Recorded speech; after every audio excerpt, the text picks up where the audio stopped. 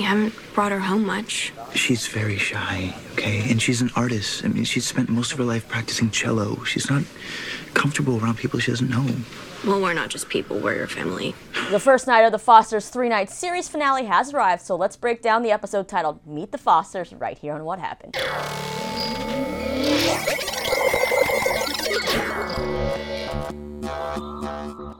Hey, you lovely people, Lisa here, and it is time to kick off the beginning of the end of talking about the Fosters as we know it. That's right, the final 3 episodes of the series air this week, but we do have a spin-off with Mariana and Callie coming next year called Good Trouble. But this is the end of the Fosters as we know it. The first episode is titled Meet the Fosters because, well, Brandon's fiancée Eliza's family come to town to indeed meet the Fosters for the first time. But it's also our reintroduction to the Addams Foster's family, as it's been about a year since the events of the end of Season 5. That's last Season 5 finale flash forward. And let's just say a lot has changed. But something that hasn't changed is our characters walking around with a lot of secrets. This episode takes place during a family party in the backyard that serves as a graduation party for Brandon, Mariana, and Callie, but also a congrats before you get married in a week party for Brandon and Eliza. Let's catch up now with our characters, because that's really what this whole dinner scene is. It's kind of just a, hey, let's catch up with where everybody's been the past year. Brandon graduated and got his BA in 3 years, as well as a master's from USC. He wants to do still the whole film scoring thing. Callie graduated and got her BA and a Juris Doctorate degree in just 5 years, and Mariana also graduated from MIT and is planning to backpack around Europe for a bit before getting a real job. Jude finished up his first year at UCLA, and Jesus got his contractor's license and has started a custom treehouse building business called Out on a Limb with Wyatt, of all people. Emma also graduated and is going to be working at a small startup in San Diego to be with Jesus, and they've found a small studio apartment and are moving in together. Lena is still the principal of Anchor Beach and is also on the public school board. Steph is no longer a cop, but instead runs a non-profit child welfare agency and a shelter for homeless families and abused women. Steph and Lena also have a new foster son named Corey, who they're hoping to adopt. Mike and Anna aren't at the party, and Anna won't be at the wedding either because she's 8 months pregnant. They, however, have actually had dinner with Eliza's parents, something that kind of surprises Lena and Steph. Or maybe not. Why? Because we have Eliza's family, who are very wealthy, very traditional, very conservative, and I'm sorry to say it, but very judgmental. Eliza also has 2 brothers, Carter and Jamie. Jamie's a corporate lawyer who works in downtown LA, who's played by Bo Murchoff, aka Maddie from Awkward. His location of downtown LA being mentioned and the way they have him kind of interacting with Callie makes me feel like they could be setting him up to appear on a spinoff, since that's going to be taking place in LA, but I guess we're going to have to see how that plays out. As far as younger brother Carter goes, he's played by Spencer List, who you might know as the twin brother of actress Peyton List. He goes to Princeton, where he studies the classics and is on the same path Jamie took with college, because it seems like Jamie's the golden boy and he's just following in those footsteps. So yeah, those are the basics of where our characters are as we prepare for the wedding that's coming up in Turks and Caicos, but like I said, there are lots of secrets and a lot of drama that is ready to explode. So let's talk about Judicorn first. Lena hasn't seen Jude's final grades yet, and Jude said he hasn't gotten them, but the look on his face is pretty clear.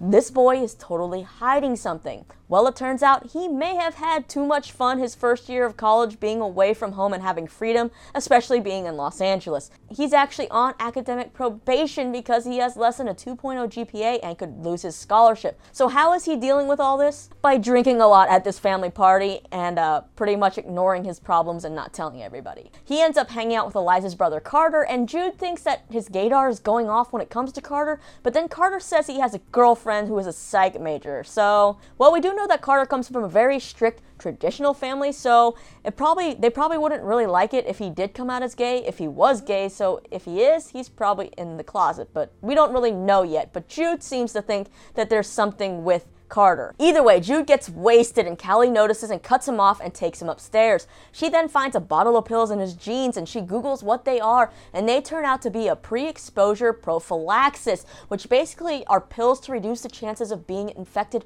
with HIV. So yeah, looks like Jude's been getting pretty wild at college. Just call it Jude gone wild. As for new foster brother Corey, it seems like he gets along great with Jesus and Callie and pretty much the whole family. Steph and Lena are actually planning to adopt him, but they're also hiding something from him about his mom, as we see the moms discuss whether they should tell Corey about his mom, but they decide to wait until they have something to tell. Corey, though, is pretty excited to be a groomsman, and I did pick up, though, on a little jealousy from maybe Jude when Jude found out that Corey would be a groomsman as well, since Brandon said all his brothers would be groomsmen. Anyway, after the party, when it's bedtime, Corey comes in to see Steph and Lena and asks if they've heard anything about his mom. They tell him that she had an appointment with the judge, and Corey asks if she even showed up this time and if she knows that they actually want to adopt him. Corey then says that he hopes she didn't show up because he wants Steph and Lena to be his moms. Steph and Lena do reassure Corey, though, that his mom loves him. She's just sick because she's addicted to drugs, but he does have them now and they'll always love him. Yep, these two are still really great mothers. As for Steph and Lena, though, they're kind of going head to head with Eliza's parents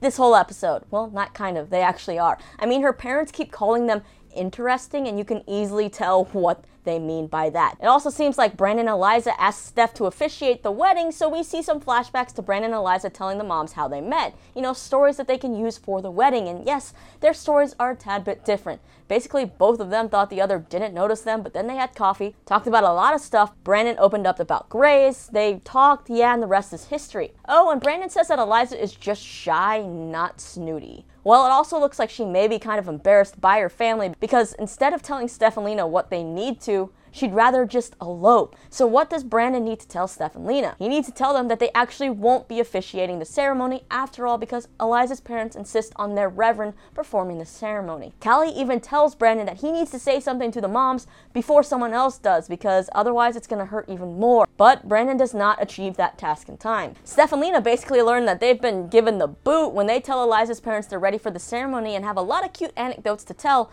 and Eliza's dad's like, oh, I'm sure Reverend Nelson would be happy to include some of those stories, and it's like, oh crap. Well, Brandon now feels awful, but says that Lena and Steph can still, give a special toast. And Steph's clearly upset, but Lena says they can't ruin this for Brandon because he would never forgive them. Also, they're allowed to be momzillas when Mariana and Callie get married, since the bride's parents are usually one who calls the shots. And let's just say Eliza's parents are calling the shots literally on everything, including bridesmaids' dresses and shoes. As for Jesus and Emma, things start off seeming happy. Emma is back in San Diego. Jesus waited 4 long years to wait for her so they could be together. And yeah, it seems like everything's going according to plan. Well, of course, Emma has a secret though, and Mariana keeps telling Emma to tell Jesus and that he can handle it because he's more mature now. He can deal.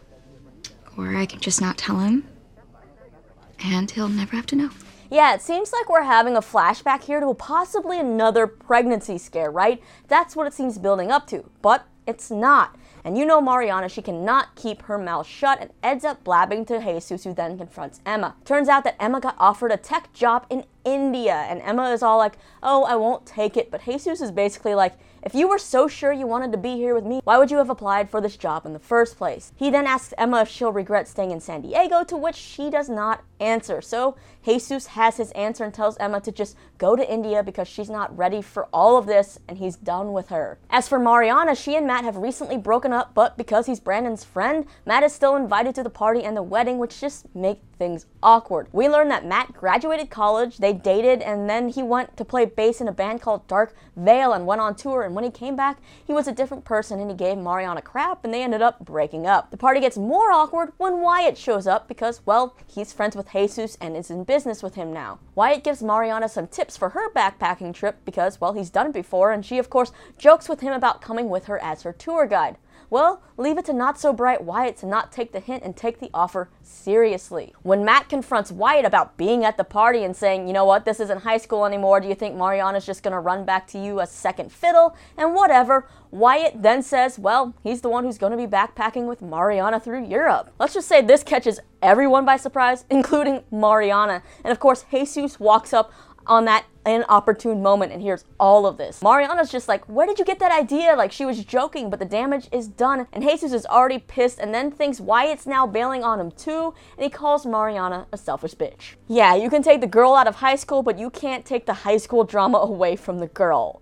Or something like that. You know what I'm trying to say. We hear a few times in this episode, though, people poking fun at Mariana, saying she can't do anything by herself. Well, at bedtime, Mariana jokes that maybe she should take Wyatt to Europe just to rub it in Matt's face, but Callie's like, Girl, like I said, you need to stop playing these dumb high school games and pretty much grow up. Mariana then admits she's actually not trying to play games, it's just that she's upset and she thought her and Matt would one day be the ones getting married, and she's just really hurt. When it comes to Callie, she's been interviewing with some judges to line up a clerk job, and let's just say I love her interview scenes, all so relatable. When doing her video chat interview, she is only dressed up from the top up, rocking some pajama bottoms, kind of like I do in these videos since you can only see from here up. She obviously has quite a few scenes with Eliza's lawyer brother Jamie, and even though it seems like they're just going toe to toe, there's definitely some chemistry there. I mean, even Aaron thinks so. Yeah, Aaron shows up in this episode and he and Callie are still friends, but no, they are not dating. Aaron is now a lawyer at a juvenile justice center, and he actually encourages Callie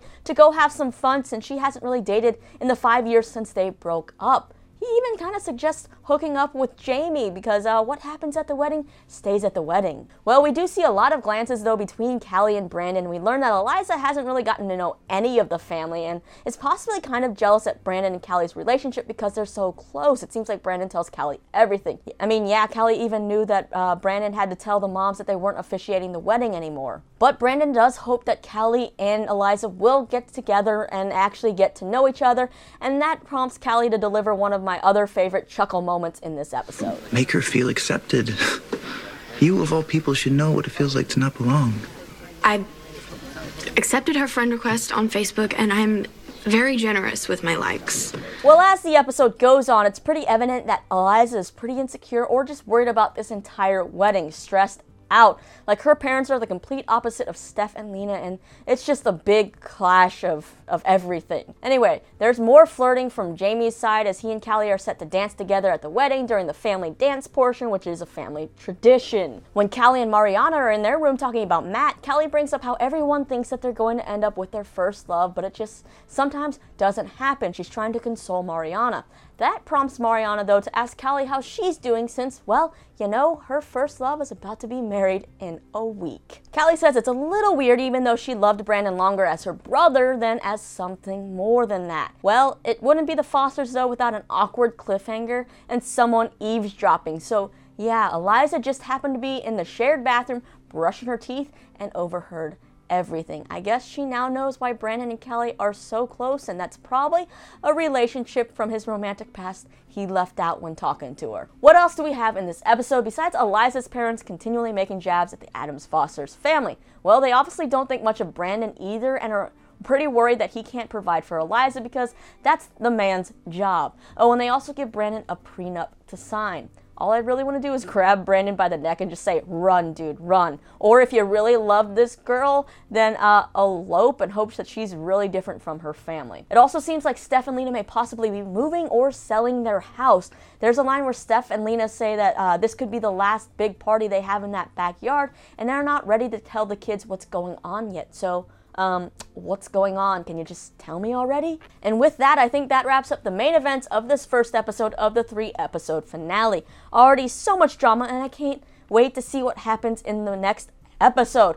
Right now, I'm kind of leaning towards the side that says that this wedding won't end up happening. Now, keep in mind, these episodes air Monday, Tuesday, Wednesday, June 4th, 5th, and 6th, so we don't have to wait months between them. We just get a bang, bang, bang. And the next episode finds the family traveling to Turks and Caicos for the wedding, and of course the families continue to be at odds with each other. The synopsis also says that Brandon and Eliza begin to butt heads, and Brandon turns to the person who knows him best. I'm pretty sure we can guess that's Callie, so let's just see the promo that they put out for these episodes. I'm not ready for this. Is that why you don't want him to marry me? Because you still have feelings for him? Alright, so what did you think about the first part of the 3-part series finale of The Fosters? What secrets do you think everyone is holding, and how will all their storylines wrap up? Thankfully, like I said, we get all 3 of these episodes back to back, so we don't have to wait too long to find out. So that means I'll be back super quick with another recap of the second episode. So be sure to subscribe, hit that thumbs up so you don't miss it, and yeah, thanks for hanging out, talking about The Fosters with me, and you can check out some Shadowhunters news right over here. Let's just say it's not very happy news. I'm Lisa, thanks for hanging out with me, see you again soon.